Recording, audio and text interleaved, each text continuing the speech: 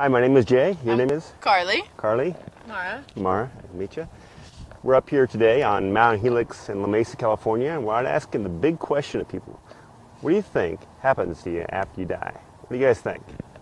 I personally believe in reincarnation until a certain point.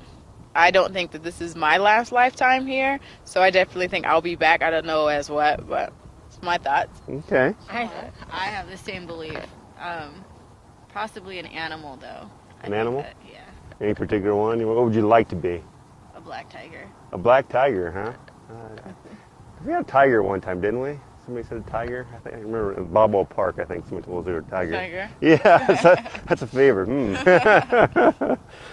Carnivore, okay, right? Yeah, at the top of the food chain. Okay. One wants to be like an ant. No, I've heard that too. Really? Yeah. That's crazy. King of the ants, I think the guy said. That was an unusual one.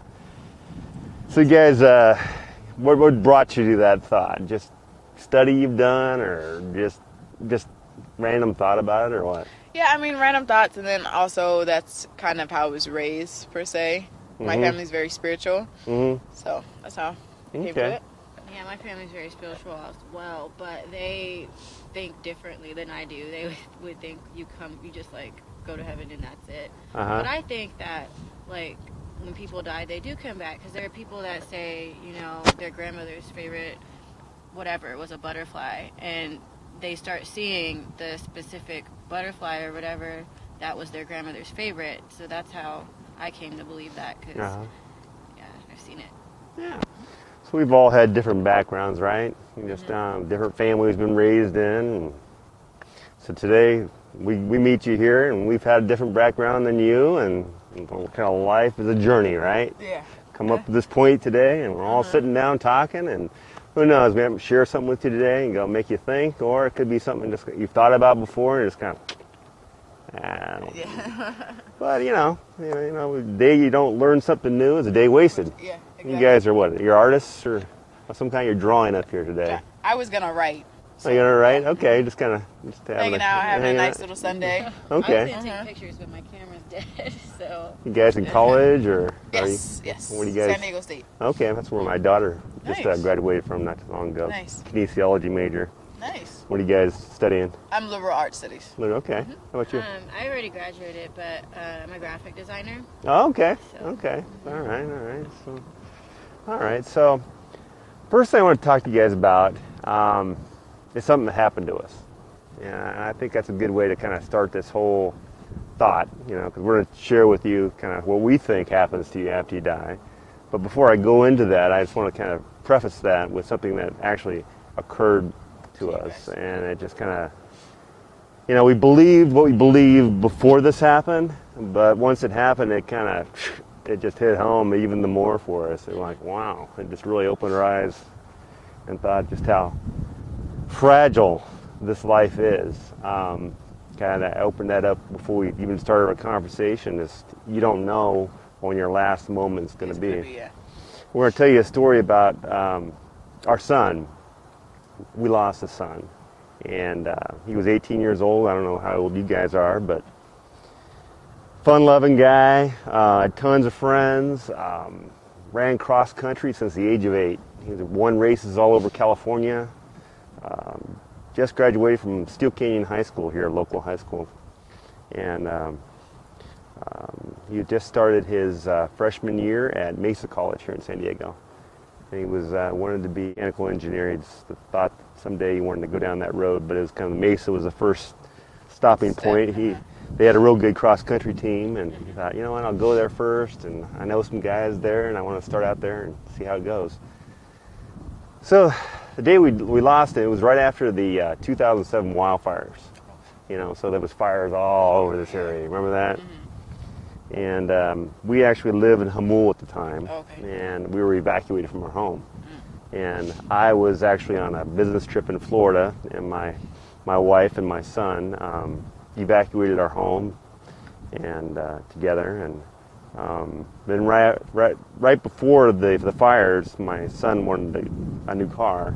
We got him he was used to driving a 4-cylinder Jeep. We got him a Acura Integra, used one. And he said, I got to have it. And I said, we told him, it's pretty fast. I don't know if you're going to be used to that. You're used to a four-cylinder gutless Jeep, and you're going to go into this faster car. And he goes, oh, I got to have it. So about a week after buying it, roughly, it was garaged for a while, and then the fires happened, and then he got on that car for a week driving it and headed up the 94 West Freeway right over here to Mesa College. He was running late for a cross-country running class. He was dressed in his running shorts, t-shirt, and some brand new running shoes he just got the night before from a shoe company that gave it to him, the shoes free to him to test out. So he was all excited about running for the first time, jumped into that fresh used car he got, and he sped up the 94 West Freeway. A dry road day just like this.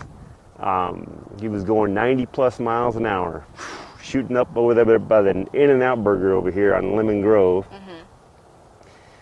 in the fast lane, and we think something failed in his car, and he went cross traffic, and this is the unusual part.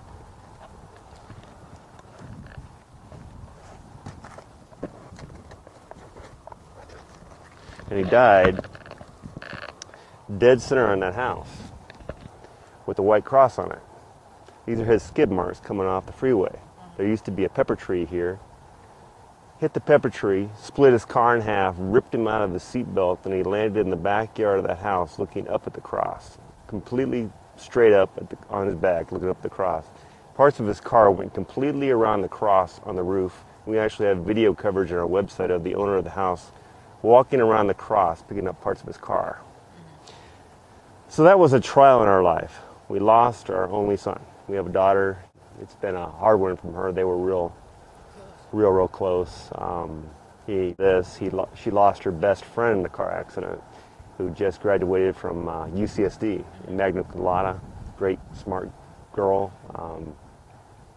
She was on her way up to, she was going home late from a function and getting ready for a graduation party she was going to have over her parents' house that weekend up in Alpine. And she was going up the freeway late at night, and they think an animal or something went out in the road, and she swerved and she turned her car over on the side of the road up there. And a passerby, a school teacher, saw the car rolled over, pulled over on the side of the road, yanked her out of the car, and just as he was yanking her out of the car, a woman who was drunk was going by, swerved, hit them both, killed them both in the story. Just boom, just like that. So that put her in a tailspin, and she's just now coming out of it. But it's been trials, and we're all going to have them, right? I don't know if you've ever had any trials occur in your life where you've lost a loved one, or sooner or later it's going to happen. You're going to lose a mom, dad, or brother, or something's going to occur. And the question is, where are you going to be in your own thoughts around when that happens? Is it going to be, for us, having the hope that someday we'll get to see our son in heaven is a thought that brings joy to us. Wow. Now what's wrong with that thought? Going and seeing Devin again in heaven. Just being able to experience that again, and where there's no more pain, no more tears, eternity like that. What a joyful thought. It's like, wow. And then, then you can kind of compare that to some of the other thoughts that are out there. Some people believe you're just going to die and go into a hole or get burned up and cremated, and that's it. How that's kind of, to me, that's kind of disappointing. It's kind of like, oh, geez, is that what I want? I mean, compare the two. And heaven for eternity, or happiness, or random nothing, and so that happened. And then the other thing that happened after my son's death there, his best friend, who is getting ready to graduate from Chico State University now, he was still in high school at the time of this accident, and he was a cross-country runner too. And right after my son's death, they ran the San Diego cross-country championships at Morley Field. And I don't know if you've ever been to them before, but just tons of high schools are there everywhere. And his school that year, Steel Canyon, all ran the race with my son's name and the date of his birth and when he died with RIP on there. And they all ran that race like that. On that day, they won the race. The entire team won the race. My son's best friend took first place in the race. And he got a scholarship at Chico State University, which he's getting ready to graduate from. But the question, at his funeral, one of the things people ask, well, why do you think the Lord took him? And I know one thing that happened. My son's best friend accepted Christ at his funeral. So, you don't know, all the whys. You don't. There's a lot of things, comes down to faith. We put our faith in a lot of things when just outside of Christianity or anything like that. Every day, right? We go to bed at night. We have faith we're going to wake up the next day, right? Mm-hmm. We just go, it's going to happen. Yeah. We fly in an airplane. We have faith that pilot's going to take us down somewhere and we're going to be okay. Mm-hmm. So we're having faith, but to have faith that God created all this, all the complexities of this life, our bodies with nerves and blood and brains and all this stuff, our eyes. We think about the eye alone, so complicated. Mm-hmm. Everything has to work together simultaneously just to be able to see. Yeah. Mm-hmm. And to think that there wasn't a designer, creator to all this, it's just far-fetched for me. It's just kind of like, I don't know. Because when you look in life, there is design all over the place, right? You're over here drawing, right? That picture doesn't, you have to put thought to it, design to it, and really think about it, right? As an artist, you got to do that, right? But that same thing happens over and over again. That camera over there, somebody designed it and created it, right? You may not have seen them doing it, but you know what happened. You can say that over and over and over again. So to rule out that there wasn't a designer, creator to all this, when all this other stuff is happening around you, it just doesn't add up to me. It's just kind of like, oh. And then people say, well, that Bible, I don't know about that Bible. It's just, I think it's made up. I think man wrote it. It's just made up stuff. And then what I say to that is, the Bible was written by men that we feel that was inspired by God. And it was done in different places of the world. It wasn't all done at the same time in one place. Different areas it was done in. They didn't have FedEx back then. But when everything was brought together, it fit together like a glove. And that in itself was a miracle, and how all that came together. And and the Bible's been around a long time. It's the most published book in the world. Many, many people believe it. I don't know. I think if we all got in a plane and flew out to where these things happen, just like we could go, if we looked hard and see where the design for that camera there, or a car or whatever, we went to the archives and looked at, hey, that person built that on that day, If we took the Bible and we went to Jerusalem, and we looked at these places they talk about in the Bible and actually put our eyes on them ourselves, I might feel the same way. Wow, this is here. I thought it was just something they talked about. It's actually here. And we touched it and went, so maybe that's what I'm thinking. I should have put more study into it before. But we just want to kind of run down this road and not even take a time to do that, because life gets busy, right? Mm-hmm. And people tell us things, and we read about things, and it clouds our whole thought pattern on, could this be true? I don't know. So what do you guys think about that? I do. I mean, I definitely think that things happen in our lives for a reason, and there is a heaven. But like I said before, I mean, I think everybody has a certain purpose in life. So you have as many lives. I mean, not as many as you want, but until it's kind of, he pushes you the universe, God pushes you in, so the direction, so it gets done, So I think what it comes down to whether you believe in the Bible or not, right? Yeah. So I mean, that point is it's okay that you think in it, but it's not contained in the Bible anywhere.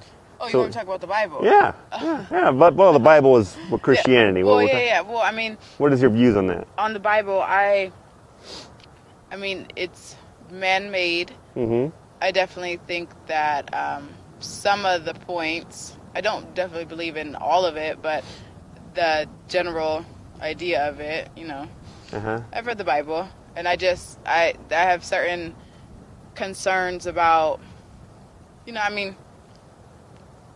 I have certain concerns. Mm-hmm. So. As do I. What's your concerns? What is it? What is it about it that kind of make you think? I don't. Is it the whole? Well, not the Bible per se, but just. I think it's how it's interpreted and how people, they'll say a verse to you, but they'll say it in a way that this is right and this is only right because it says so. But I think it can be interpreted different ways. Mm-hmm. I don't think that just because my parents are very religious, sure. and they have pushed, the Bible on me, I guess I kind of rebelled against it a little bit. Yeah. Only because I'm very different from them. They grew up with that, and I... Sure. No, they have a different background than you. Right, and my mind is a little more free than theirs. They're kind of caged in on certain things, and I just wish that they would open their minds a little bit more, but they don't. Well, I think what it comes down to morals, right? What is right and what is wrong, okay? Yeah. And let's talk about the 10 Commandments for a reason. They're there, right? You guys ever told a lie in your life? Yeah. So have we. So has your parents. Yes. I'm sure they have. So has everybody up here, I'm sure. So what does the world call people that lie? Liars. Liars, right? Have you ever stolen anything in your life, even as a kid? Piece of candy once. Okay. So what does the world call people that steal? Thieves. Okay. Have you ever said the Lord's name in vain, said it in a curse word ever in your life? Yes. Okay. So they call that blasphemy. And that's actually a serious one in the Bible. It's when you're using our Creator's name in a curse word. So those are all called sin, right? Those are in the Bible. It's sin. Okay, and we're all guilty of sin. We all done things wrong, and that's the part where people, I don't really think they grasp the whole point of the Bible in that respect. I think I think everybody, these Bible thumping people, they come around acting like they're perfect, and they're not. So I can't get into that. And I'm sitting here right now. I'm telling you, we're not perfect, and we screw up a lot, but. Here's where I grab onto. I grab onto the gospel message of the Bible. God knows we're screwing up. And He's given us a way to get to heaven, even though we've screwed up. Because He's lived this life. He's been down in this world. And He saw how difficult it is to keep from screwing up. He's the only one that did it right. Everybody else is screwed up. So He said, you know what? I've got to give them a way to get to heaven. So I'm going to get up on the cross. And I'm going to take all their sin, past, present, and future, upon myself. And I'm going to die on it. And then I'm going to take me to the tomb, and I'm going to raise again after 3 days. All they've got to do is believe I've done it for them, repent, turn away from their sinful lifestyle, and follow me. All they got to do, and they can be with me for eternity in heaven. Okay?